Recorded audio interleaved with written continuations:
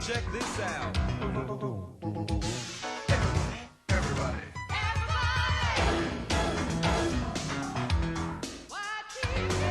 Check it out.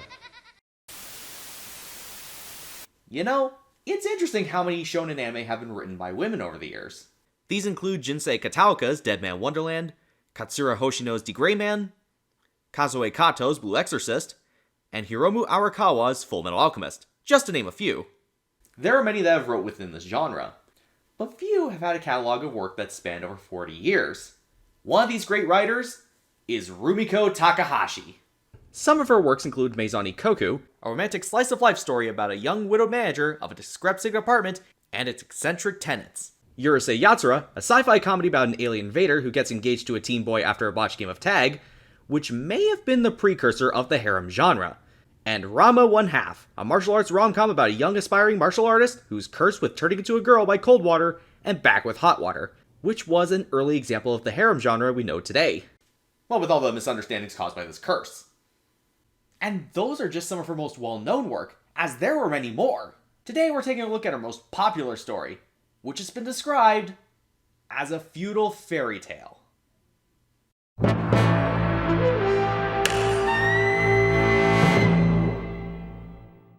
In 1997, Rumiko Takahashi released the manga Inuyasha, which would be adapted into an anime in 2000, animated by Sunrise Animation, the same studio behind Cowboy Bebop, Outlaw Star, and both the Brave and Gundam franchises. We follow 15-year-old Kagome, voiced by Monica Story, who lives in her family shrine in Tokyo. While looking for her cat in a sealed-off well, she is attacked and pulled into the well by an undead centipede demon, although she managed to drive it off somehow.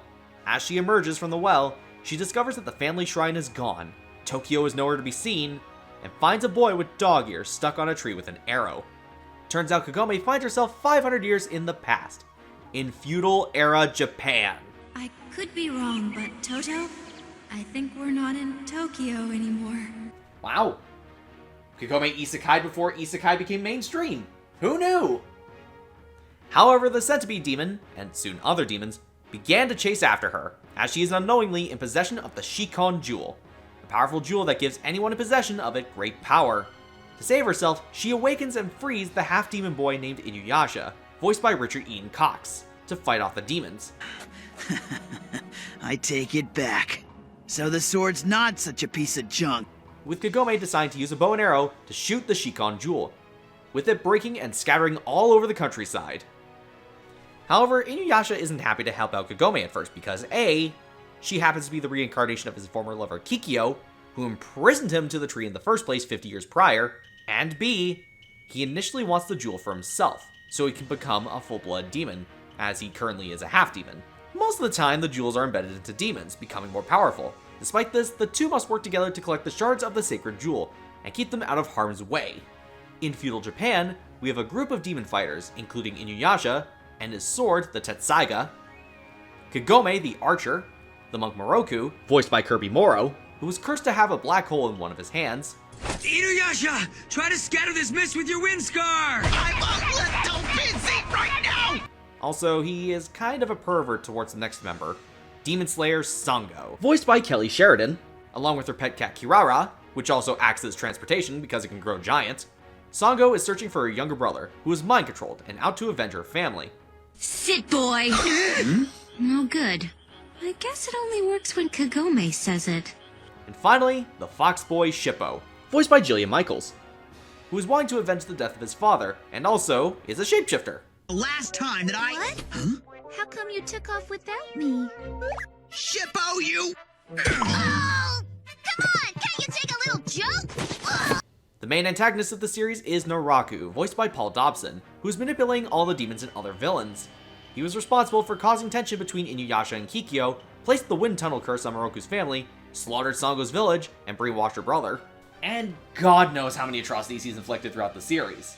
It's that fool of a mortal's heart which aches for Kikyo, and it has begun to affect me. Inuyasha did have a rival character in Koga, voiced by Scott McNeil, a wolf demon from a tribe that was wiped out by Noraku. He fights for glory against Inuyasha, but also for the love of Kagome. The two usually tend to reluctantly team up whenever Kagome is in danger, or to battle Noraku. Not if I have any say in it. She needs my help, Dogface. And then we have Inuyasha's demon older brother, Sesshomaru, voiced by David Kay.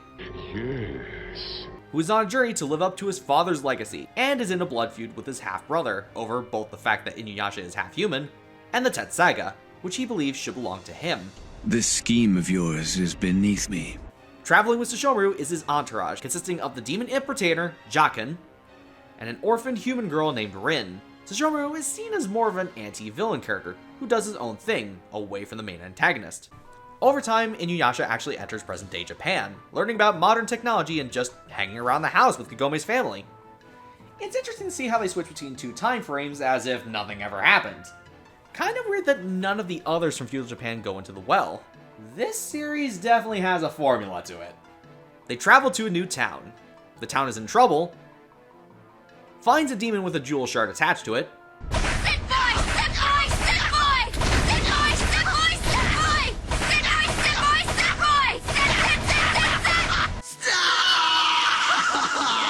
Sesshomaru and Noraku show up, the jewel shard is obtained by either side, rinse and repeat.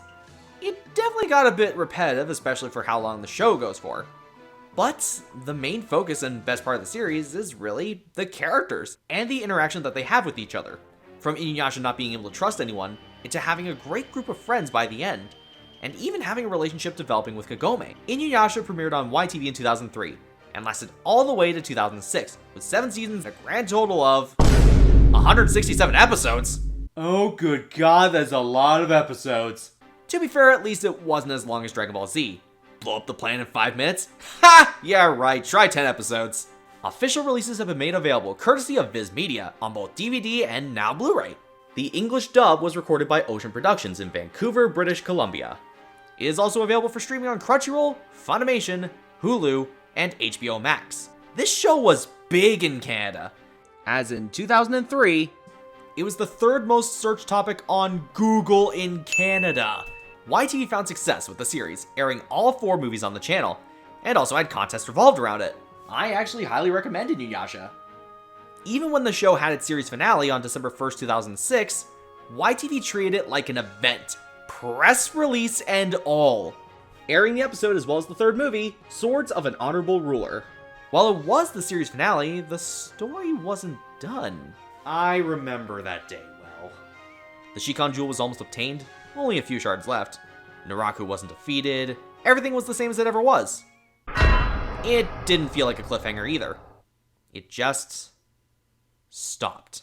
Wait, it's over? When's it on again?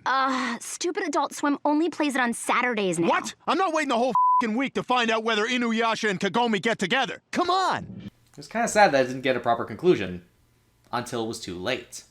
And on top of that, our TVs wouldn't get it either. In 2009, a true finale to the series was created with the 26-episode series, Inuyasha the Final Act. An English dub for the series would not have been released until 2012. The dub this time around had a small chunk of the previous actors coming back, such as Kirby Morrow, Richard Ian Cox, and Paul Dobson. The only ones who didn't return were David Kay and Monica Story. As David moved to Los Angeles and became part of the voice actor union stateside, while Monica retired from voice work. The roles were then played by Michael Dangerfield and Kira Tozer, respectively. I wonder if Kira Tozer and Monica Story worked on a previous project before. That's right, both of them were in Hamtaro, with Kira Tozer playing Hamtaro, and Monica Story playing his owner, Laura. The US would get their dub on TV through Adult Swim, with Canada peering in with saddening eyes. Fortunately, Viz Media thought of that and added the series on their streaming service, Neon Alley, before it was discontinued in 2016.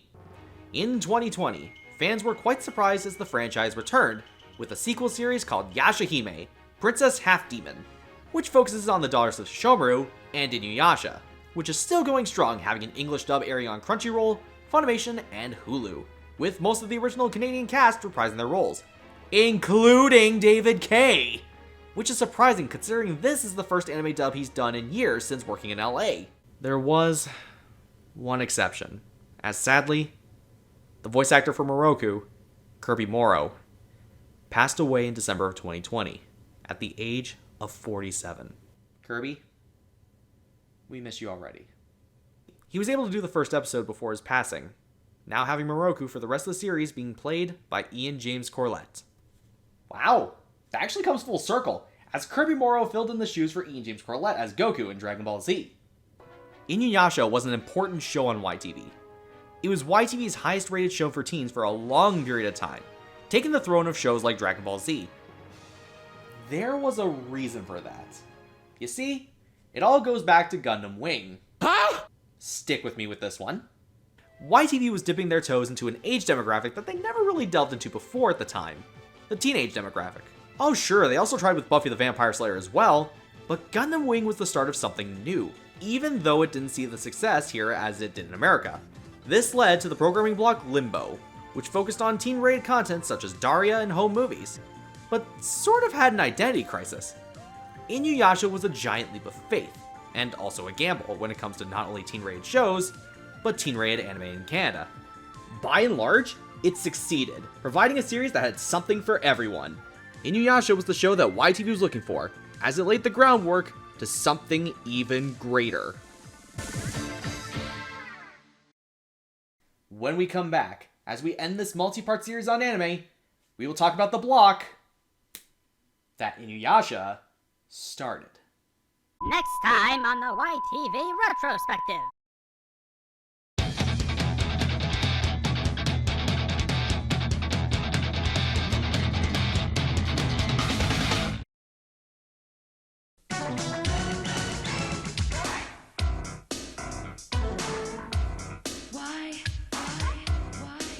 Check this out.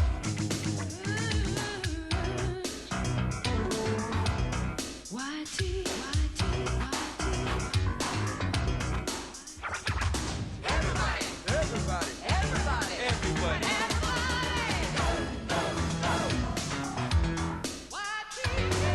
Check it out.